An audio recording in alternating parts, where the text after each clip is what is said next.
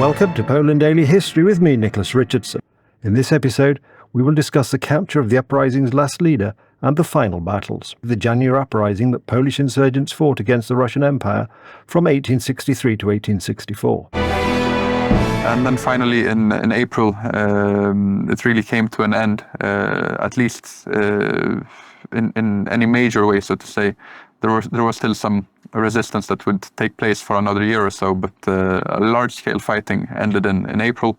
Traugott himself was captured on the night between April 10th and April 11th. He had been renting an apartment here in Warsaw on Smolna Street, where he was hiding under a secret identity. He had claimed that he was a merchant that had arrived from Galicia, but in the end the Russians had found out who they were dealing with, who was the national leader of the uprising, and they put him in shackles. Also in April, finally the last piece of support that they had from foreign powers, Napoleon III finally took his hand off the uprising and considered that it was done with, and there was no point in sending more aid to the Poles. Romuald Traugott would still be a figure that was greatly respected, and he was people were still rallying around him as the leader of the uprising, and whatever small scale measures of insurgency were still going on over the summer took place with the hope that they would somehow be able to set Traugott free, and that they could continue the uprising. But on August 5th, Traugott, after having spent the summer first in the Pawiak prison, later he was moved to the famous 10th Pavilion of the Warsaw Citadel, this fortress that had been built after the previous uprising and the November Uprising of 1830-1831. The Russians had built it for two reasons. One, to jail all the previous insurgents before they were sent off to the depths of Siberia. And secondly, it was an excellent defensive point from which the city could be defended against insurgency, and also from which the cannons could bombard large parts of the city. So again, after the January Uprising, a lot of political prisoners were housed there. So was Traugott, and he, together with the four other leaders of the National Council that had led the uprising at its final phase, they were all executed by hanging. It was a public execution. The populace of Warsaw had been encouraged by the Russians to attend. Poles showed up in great numbers. They saw it as a patriotic manifestation.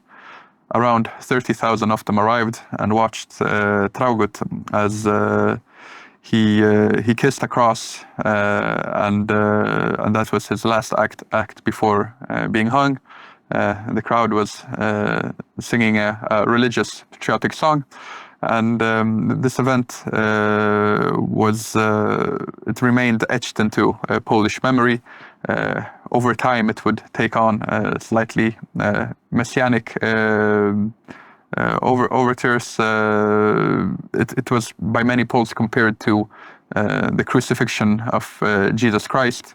Many claimed that they had seen some kind of religious miracles taking place on the skies and so on.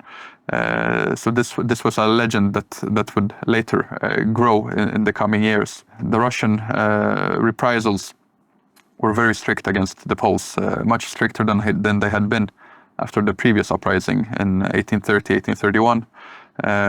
They especially struck against the landed gentry that had been the driving force of the uprising, but also the clergy. Many Poles, especially in the part of the previous Grand Duchy of Lithuania, had their estates taken away from them. Many of them were parceled out to the peasantry that had been recently, the serfdom had been abolished. Many were sent to Siberia. Around 10,000 Poles emigrated to the West and strengthened this already great emigration that existed, especially in places like Paris, London, Istanbul, in Belgium after the previous uprising in 1830.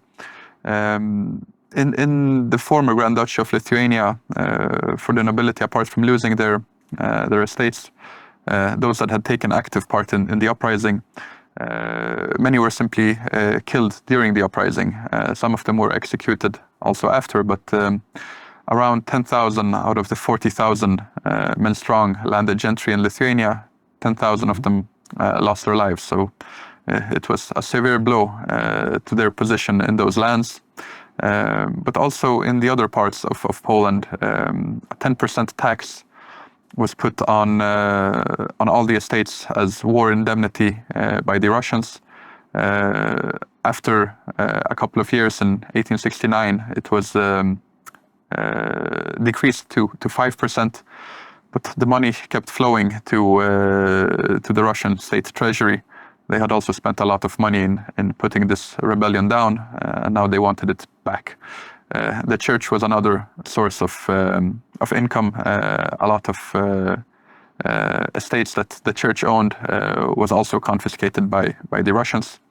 And this was an uprising that for a couple of decades convinced the Poles that there was no point in fighting under the current circumstances. The international politics were not beneficial. This alliance between Prussia, which later in 1871 turned into the German Empire after the Franco-Prussian War, the Austrians that after 1867 became Austria-Hungary, and the Empire of Russia. This alliance was firm in those years, and there was really no maneuver, no room for maneuver. So this led to a new approach. This led to a new approach. The Poles especially embraced organic work. These were the ones that would later turn into the so-called the national democracy movement. They were heavily influenced by the positivism of the area, in which it was thought that through great work, through intellectual achievements, society and humanity could kept progressing forward. They believed that if they would work hard, if they would organize the Polish society, if they would focus on education, on science, on improving agriculture, on using all the fruits available by the rapid pace of industrialization, they would be able to maintain cultural superiority over the Russians. And therefore, it would not be attractive to the Polish population to cave into these measures of Russification that had also strengthened after the January Uprising. The entire administration of Poland was taken over by Russian administrators. The Russian language became the language of administration, the language of education. If you join us next time on Poland Daily History, as we hope you will, we'll pick up the story. Thank you for watching and see you next time.